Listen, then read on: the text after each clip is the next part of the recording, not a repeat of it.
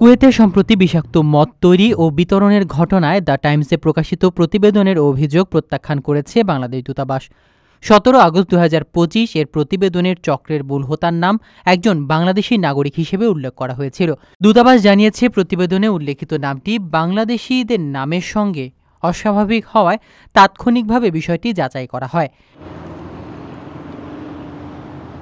দূতাবাসের প্রতিনিধি ওয়াফরা থানায় গিয়ে আহমদী জেলা তদন্ত অফিসের প্রধানের সঙ্গে আলোচনা করেন। কুয়েতি কর্তৃপক্ষ নিশ্চিত করেছেন, গ্রেপ্তার হওয়া ৬৭ জনের মধ্যে কেউই বাংলাদেশি নাগরিক নয়।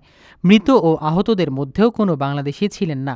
দূতাবাস প্রতিবেদনের তথ্যগত ভুল ও পক্ষপাতিত্বের নিন্দা জানিয়েছেন এবং সতর্ক করেছেন, ভুল তথ্য কেবল বাংলাদেশি সম্প্রদায়ের সুনাম নষ্ট করে না, বিদেশিদের প্রতি ভুল ভীতি ও ঘৃণাও উস্কে দিতে পারে।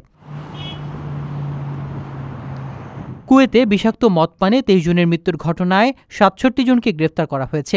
নেপালি নাগরিক ভুবনলাল তামাং, ভারতীয় নাগরিক বিশাল ধানাল চৌহান ও নেপালি নাগরিক নারায়ণ প্রসাদ ভস্যাল এই চক্রের মূল সদস্য হিসেবে ধরা পড়েছে। ডেলোরা প্রকাশ দরাজিকে চক্রের প্রধান হিসেবে চিহ্নিত করা হয়েছে। যৌথ তদন্তে অপরাধ তদন্ত, মাদক নিয়ন্ত্রণ, ফরেনসিক এবং স্বাস্থ্য মন্ত্রণালয়ের সমন্বয়ে অভিযান পরিচালনা করা হয়।